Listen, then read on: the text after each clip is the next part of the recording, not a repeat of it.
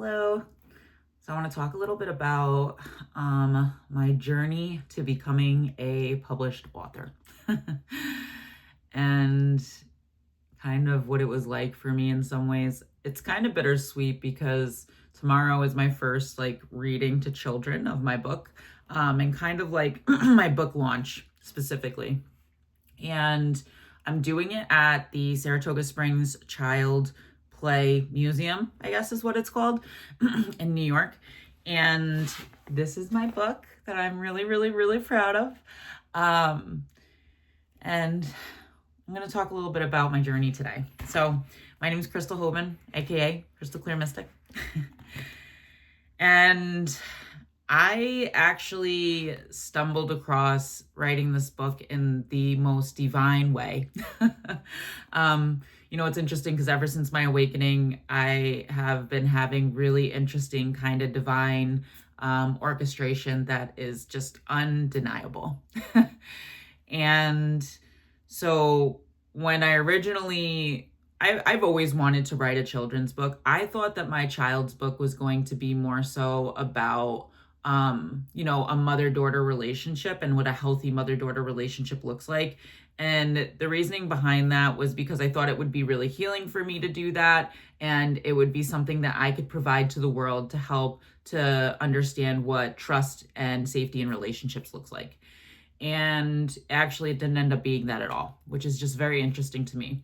But I've been wanting to do this and I've been talking about this for years, and I have never made the steps to actually doing it. Or when I did finally do the research to look into it, I was so overwhelmed and I just could not get past how overwhelmed I was when it came to the process of having to do this.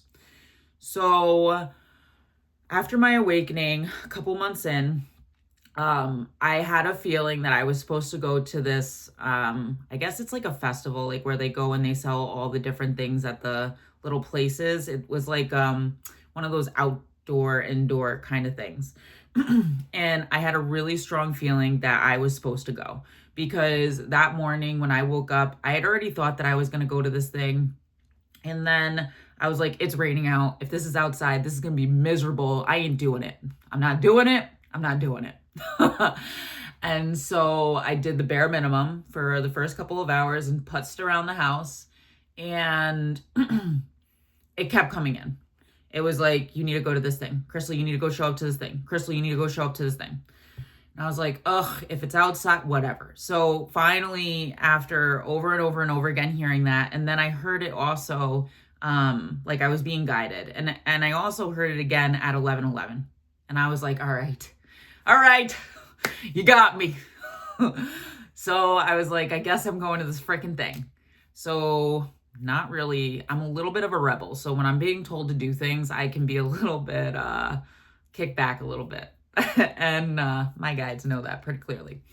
So I was kicking back a little bit. And I was like, motherfucker, all right, here we go, whatever.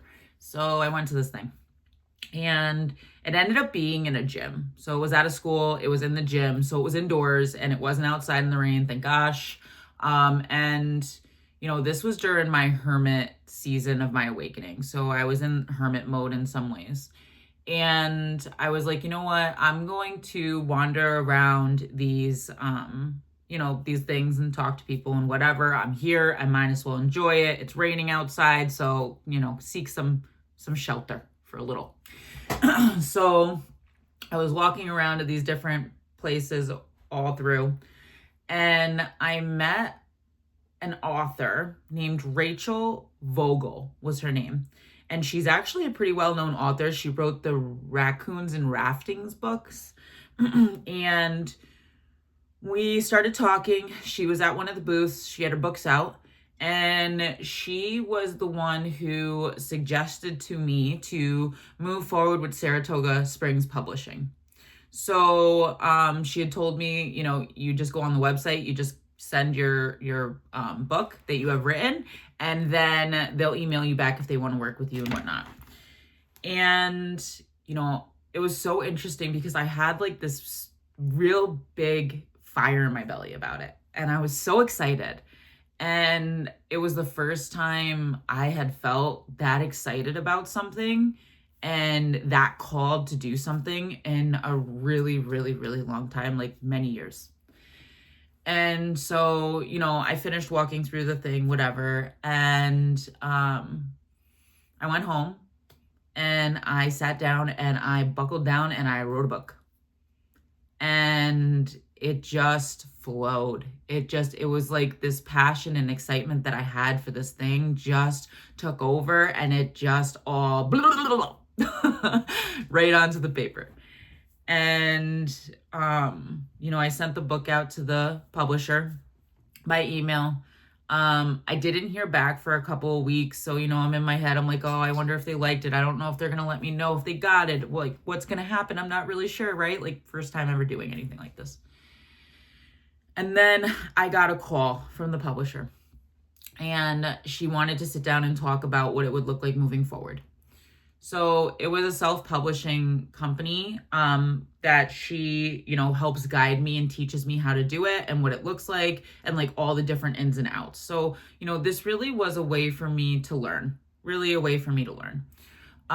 So she called me. She told me that she wanted to meet with me, or she sent me an email. That's how it first started. And I remember this very well because I got the email when I was in my car. I had just pulled into the driveway. I saw the email. And she wanted to schedule a time to meet and talk and do it over the phone. And I remember seeing the email, and I remember hysterically crying.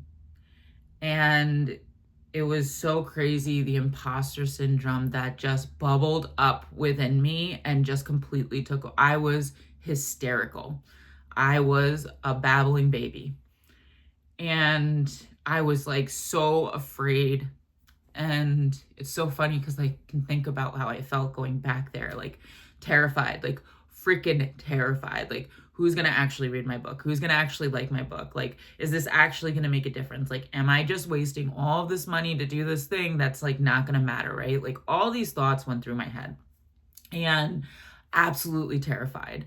Like, when I sat with myself and I was like, where is this coming from? It was like so much fear of being seen, fear of not being enough, fear of like investing in something that was horse baloney, right? It's a funny word. And, I didn't have to talk to her on the phone at that point in time, but as I was looking out my window, my windshield, I did see some like pigeons. And there's never pigeons over here where I live, by the way. And so I was like, oh, sign. I'm supposed to do this thing. And so I emailed back. I scheduled the time, absolutely terrified, peeing my pants, by the way. Sent the email back to do it.